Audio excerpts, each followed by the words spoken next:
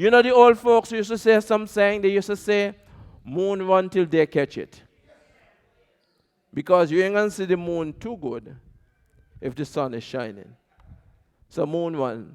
They used to tell you too that you can run in hell and I'll follow you there. You ever heard that? You know that ain't true though. No.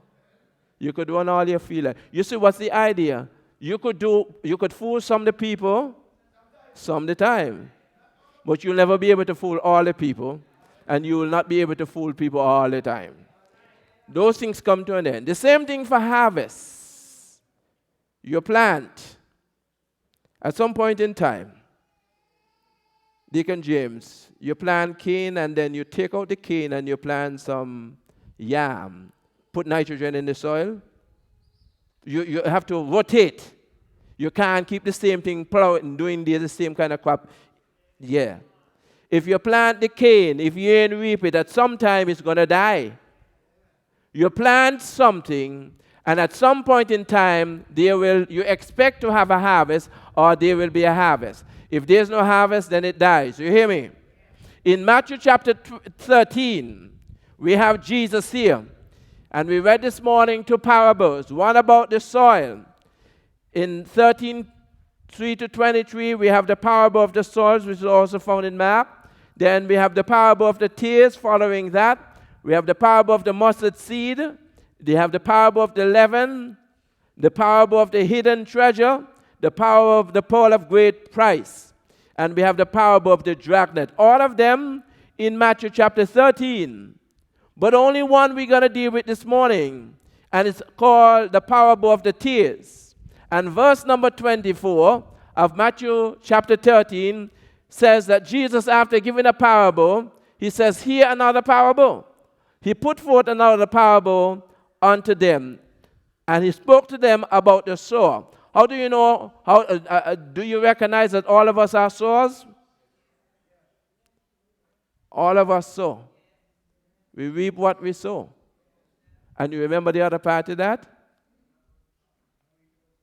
You reap what you sow, plus interest. We always want to remember, you reap what you sow with interest. When you throw down the seed in the earth, when it gets up, does it bring up one seed? No. You reap what you sow with interest.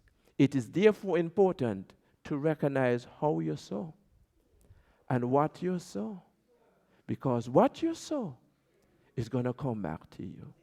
And there are a lot of people who have sown bad things. And they run around today and say, "I don't know what I did."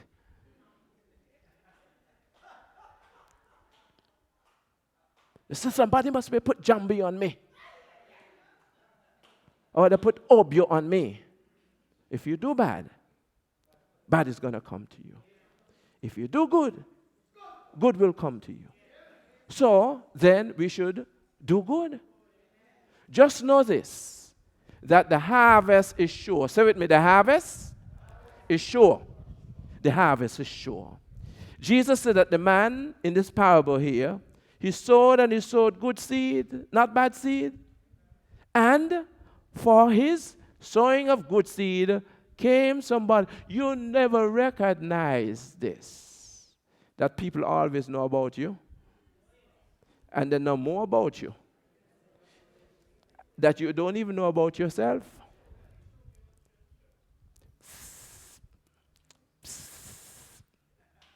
Don't answer. And then what happens?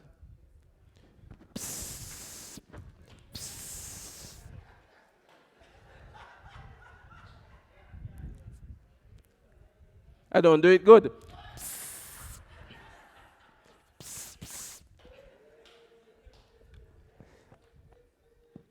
Hey, sweetness, how you doing? And you in answer, and they know everything about you. You never even knew that about you. You understand? So, just live right. Do the right thing. Don't study what people have to say when they're leading you wrong and they're leading you astray. If you are doing the right thing, then you don't need to worry. But if you're not doing the bad thing, you're going to have to look over your shoulder. People who overthrow governments have to keep looking over their shoulder all the time. And they wonder if and when. And so sometimes they have to kill everybody around them. You hear me? Ask Putin. He just killed a man over there in a plane. A man who had worked for him. Man went up in the plane. The man said he was going to march the troops to Moscow. Prigozhin. You don't challenge Putin. He said he can march the troops to Moscow. Then he pulled them back. No problem. Putin wait until he got up on a plane. Blow up the plane. Make sure the plane blow up in Russia. So nobody international can come in and investigate. And that's the end of that story. You know what you do when you do that? Keep looking over your shoulder. Keep looking over your shoulder. What we do, we'll come back. The man put the stuff in the field. The sower sowed the good seed. He had workers. They took their time. They sowed the good seed. And there are people, after you have worked hard in your life, will want to come and destroy your business in a flash. They will know everything that you're involved in. When, in fact, you have worked hard. When they stayed up all night, or they put their money in cloth, these three things, you can get rich or you can get poor on them. You can get rich on cloth. You can get rich on grease. And you can get rich on salt. Really? Yeah. Salty food people like. People like greasy food. And they like sweet food. People like to, well, I don't like that fashion there, so you go and give Brother Wally a job. If you're the one making them, not a problem. Come and buy all the time. If you're the one who like to follow fashion, then you're going to find yourself in problems. And people are going to talk about you. And rightfully so. And then you're going to envy people for what they have. And the fact that the man sowed it says here in verse number 24, it says 25, the kingdom of heaven is like, Jesus, notice what it says, the kingdom of heaven is like unto a man who sowed good seed in his field. And then while he slept, because of course you're tired, and the sleeping man says, Solomon, a man who works hard and sleep, well, his sleep is sweet. You work hard, you sleep sweet. If you don't work hard and you just get from everybody and beg every day, you can't get no good sleep. I'm sure about that. But while they slept, and I know there are some people in society who are there, all they want to know is like, I see you, and well, politicians perhaps may love or don't love them, because when it's voting time, well, maybe just a Guinness, maybe that's all they want, or a case of drink. I'm telling you, that's what happens. Some of them just beg a $5 here. They have no intention of working. They have intention of sponging off everybody. Give me a $5 here now. We call it a tax. Every time I see I want something. Well, here's what, I ain't got no money. And why don't you get a job? The same people all the time begging. And the same people who do that, when you tell them no, it's the same people who will try to rob you. Just know that the statistics are there to show that.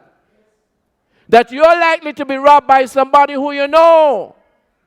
That the old grandmother, who's some guy come and beg her for $5, and she said, well, nobody wants to help you, and said that, okay, do this, okay, here's 10. Comes back later to kill the same lady who helped him. You go downtown, you ask, okay, go around, you pull out the money, you say, well, look, they asked for 5, but you got 20. Give me 20, no? What happens?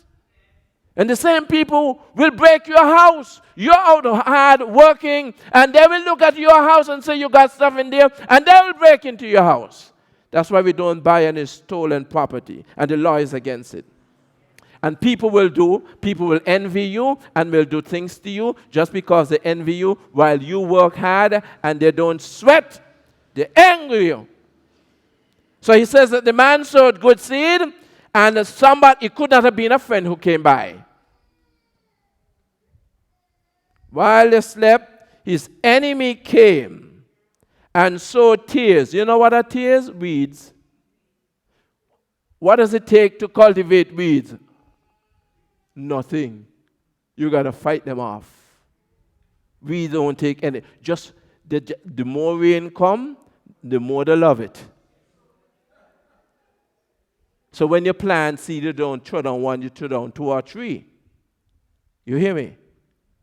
And let them fight the weeds. But the weeds ain't taking anything. They don't take. So the man came. Man sowed his good field, fixed it up nicely, waiting to cultivate it so that in time to come, he will have a wonderful harvest. And this is what people do to people's ground. You go your ground, you put whatever it is together, and they go into your ground and they steal them. And they don't think anything about it, and they think that they get away, but it comes down to it moon once till they catch it. And don't fool yourself. God is not mocked. You reap just what you sow. And they go to hat.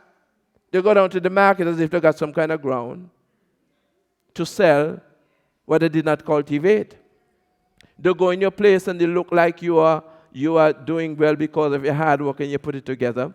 And all they want to do is to say all kind of bad things about you. You must be dealing with the Illuminati. You ever heard anybody say that? You work hard, but because you're progressing and you're moving along after working hard, they're jealous bad. And they say you must be in something. You ain't in anything. By the way, you don't have to do bad things for people to do bad things to you.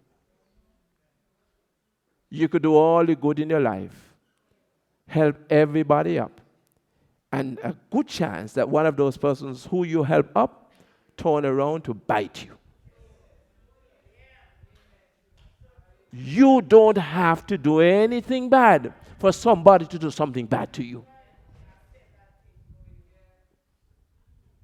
And you don't have to be involved in, you ain't have to be involved in anything with anybody for anybody to do anything to you. There's some people who are just, why you hate her? I don't know, I just hate her. Why you hate him? I don't know, there's something about him. I don't know, but I just hate the person. There are people like that. The man came and he sowed his tears, his weeds, while the people slept. It's called stealth. You do it, and a lot of times people do things, and they think that they got away. In his mind, that is okay. And there are a lot of people who think like that they have gotten away. The enemy came and sowed the tears. You think that you're putting all that hard work and that at some point in time that you are going to get the rewards because you are putting all that time. But after putting in all of that time, the enemy came and dropped some weeds inside there. And that meant this, that the amount that you're looking forward to receiving, well, no. What was the idea? The idea was to do what? Help the crop grow? No, destroy the crops. It was bad in that time, so bad in the Galilean area, in the time of Jesus and around there when the Romans ruled, it was a common thing that people did. They went and they sowed tears in people's field. So much so that the Romans put a law in place to take care of that if you were caught, remember? But you remember there was no infrared cameras. There were no drones. You hear me? So, if you get away, there's a good chance that you have gotten away. Sometimes we do things in life that are bad and we think that we have gotten them out. Let's put it this way. Jezebel thought that God will never deal with her. Ahab thought the same thing too. It must be. Ananias and Sapphira thought that the brain was big and that God is looking over everything. Because at some point, the chickens will come home to roost.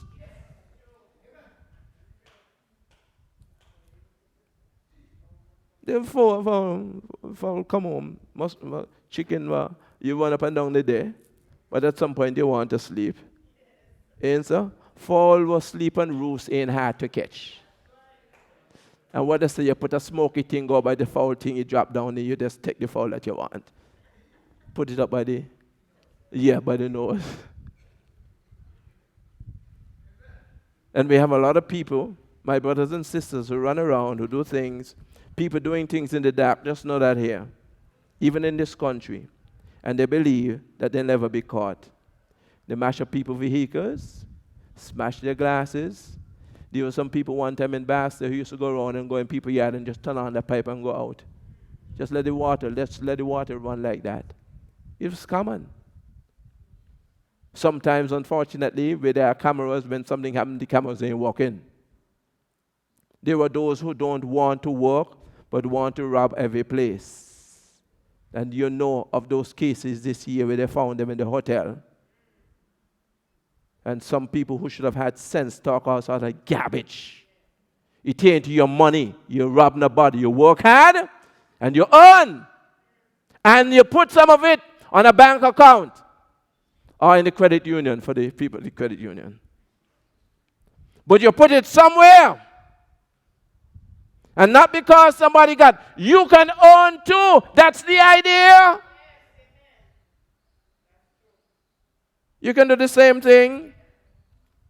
People vex with you because you got how, well, man, where you get that from? Well, I don't have to give you an account of where you got it from. The Lord bless me. And that is enough. The man came, he came in the night, set to do harm to the grain that was there. And so here's the wonderful idea. The people says in verse number 25, because you have a wonderful idea that if that is the case, then there must be some sort of remedy to take care of this situation.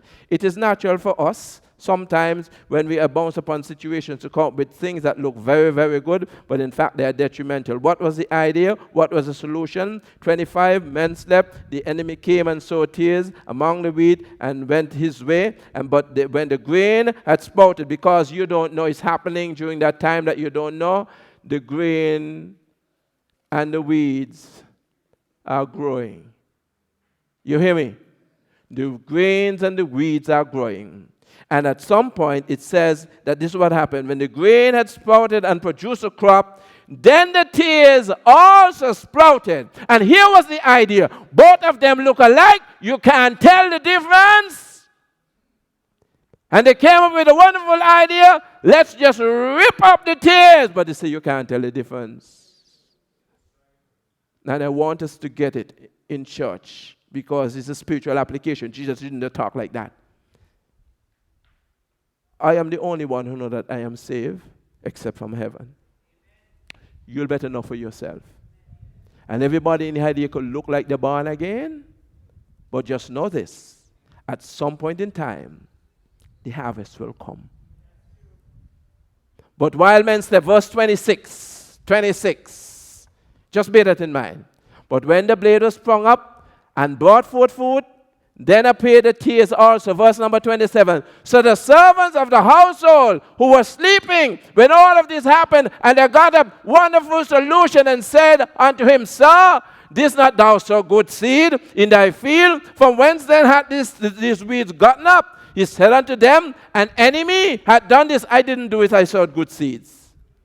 The servant said unto him, Wonderful. Let me ask you this. You don't think it's a wonderful solution? Will thou then that we go and gather them up, rip them up? We're not the difference, but we're going to rip them up.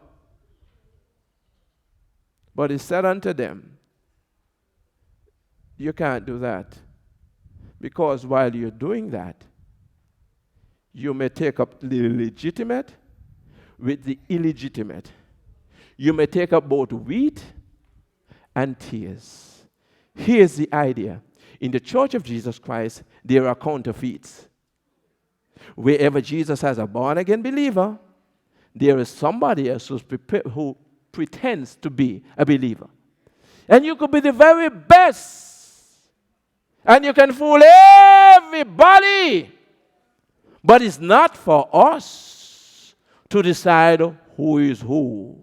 Why? Because there's a harvest that is coming.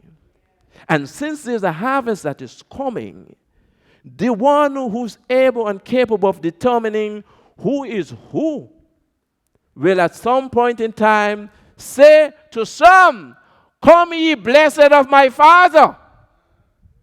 And to others what? I never knew you. But he said unto them, nay, don't rip up thing, but you're taking up because you may think that this one is really true, and you may think that one is really true. What is this here? What is this? A tangerine. What is this? Okay, you see? Somebody might look at both of them and say they are. Somebody may look at both of them and say they are. They're orange. Somebody may look at them and say they are tangerine. And if you whipping them, you know the difference. You hear me? You know something they call shaddock? All right. I show people mix everything up. They say that shaddock is an orange, everything look together. Am I right? Yeah, people, but you have to know the difference. If you don't know the difference, then you are, you're lost. Thank you, son. You're lost. You think you know, but in doing so. You hear me? You ever smell diesel? Somebody who ain't got no smell may say it smells like gasoline. You can tell the difference between gas and diesel, can't you? Well, that is suppose that you can smell. Thank God that we can smell. Thank God that we can see. But then seeing, they say, is believing, but the eyes, sometimes what you see ain't exactly what you think it is. You must know. And that was the idea here. We really don't know. We should know people by their fruits. You know what the Bible says about Lot? That Lot was righteous. You know who Lot was? But the Bible says he was righteous. And sometimes we may want to condemn people. Be careful, Because a lot of people who you think going heaven ain't going. And a lot of people who you think going won't be there. So what's about that? All of us must make sure for our own selves that we are going. You hear me? You could tell me all you want. I cannot begin to tell you how many nights I jump up, Sister Jones, because I'm thinking I'm in eternity, and I say, thank you, Lord. And I say, Lord, I thank you that I'm saved. Because when I think about it, when you get to eternity, after having fooled people here, you can't change. You look the very best. How do you look as a Christian, by the way?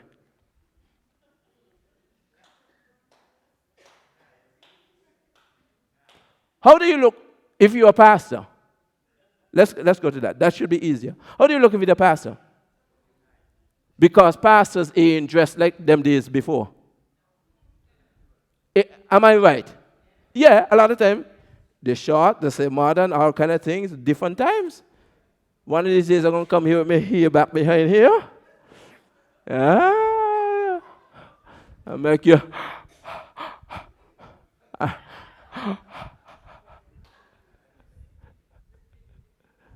They're different. So you really don't know. Sometimes we judge people on their hair. You hear me? We judge them on their clothes. We judge them on their money. Where they work. We do that. At the end of it, at the end of the judging, make sure that you're going to heaven. Going to heaven is an individual thing. Here's what I say about the sowing. We sow, we cultivate, but then at some point in time, they'll be reaping. Right now, in the physical sanctuary, not necessarily Mount Carmel, the physical sanctuary, the church, not in the body of Jesus Christ, in the physical sanctuary, there are a lot of counterfeits. But you can't say that that's a counterfeit. You must say that I am saved. I know that for myself. Because when you say counterfeit, you're counterfeit. You will know certain things that we hold in the scripture. When people come tell you, in this boat, well, I think that we should look at the issue of homosexuality. Something wrong with you. And giving me a chance, I'll give you 2 bull pistol. We don't need to look at anything concerning that because the Bible has already said what it is. He made a male and female, so we don't look at anything. We have all these girls around town dressing like men. You can't even tell the difference in men dressing like girls. Messing up stuff. God knows He made male and female. That settles it. And when He comes back, He will know who is who. That's how it goes. But you have to make sure. He says, if you try, He says, let them go together. Because if you try, you hear me, to take them up, you are going to make a mess of things. Leave all of that to the one who is capable of that. Let all of us leave it up to Jesus. On this harvest day, just know this, that one of these days, the Bible says that Jesus is going to come. You listening to me? I feel sorry sometimes for people who sit here and we ask them about salvation and they say, not yet. Go to visit a man at the hospital. He's on his dying bed. A woman, stage 4 cancer. She says, I ain't ready yet. And I try to figure out, well, if you're at stage 4 cancer, when you're going to be ready? I need time to think it over. No, you're at stage 4. The Lord has blessed you to get you to stage 4, and you are conscious of where you are and the need for salvation, and you're going to say, I am not ready yet. Ladies and gentlemen, whether people ready or not, here is it. The harvest is sure. Jesus is coming. You don't have to agree with Him. What He's saying, what He's doing, and a lot of people are going to want to go to heaven to be with Jesus.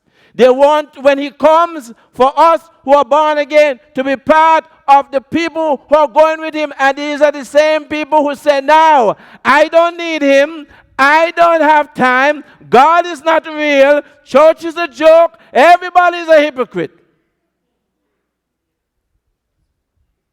You listening to me?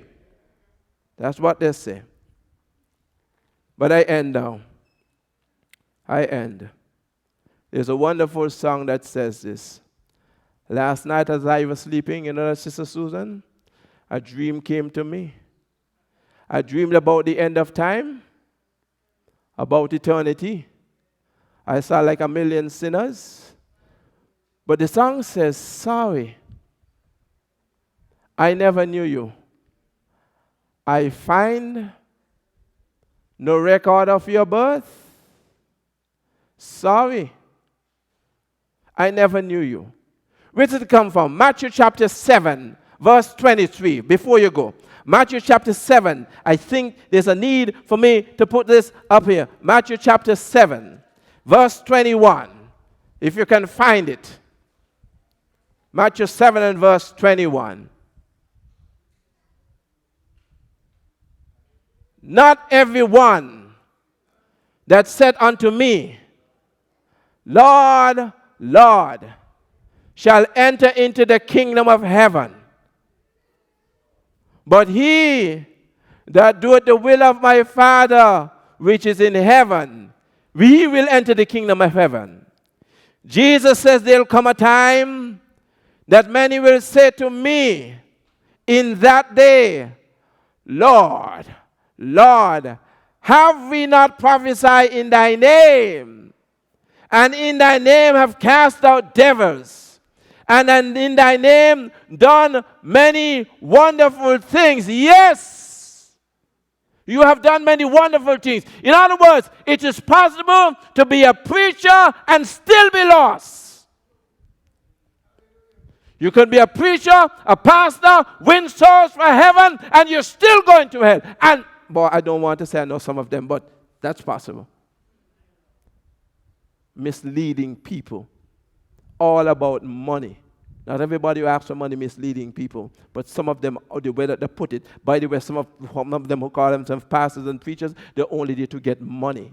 In other words, what they say is that the church has certain, especially in the United States, the church, when you go to church, you have certain tax numbers so you can get away with it. So they just want to say that they have a church, not because they care about souls, but because of the status of getting money in the name of a church.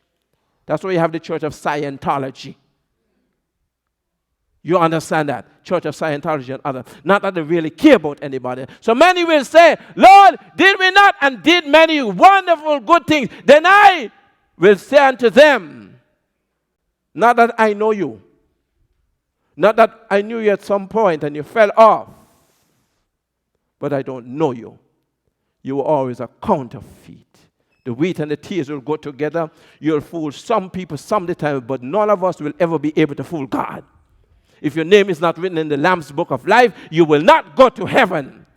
When you die, you will not be in the presence of God if your name is not written in the Lamb's Book of Life. But just know today, as I speak, that the harvest is sure. Jesus is coming, and nobody can stop him.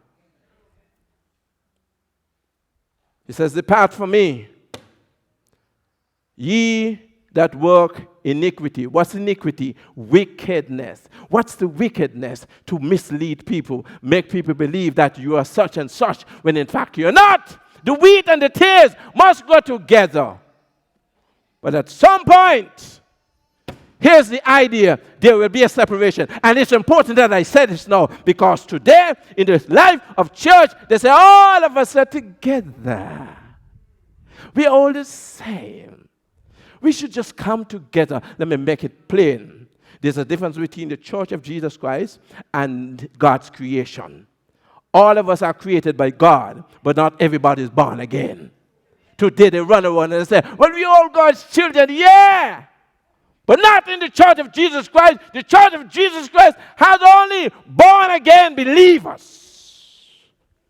Well, they come on, this ecumenical stuff. Let's get together. We're all together. No, we believe that you're born again and you're baptized and you don't do the same thing over and over, and you don't go to the priest on Saturday night. You don't come to me to make any confession. You confess your sins unto God because you too, you are priests.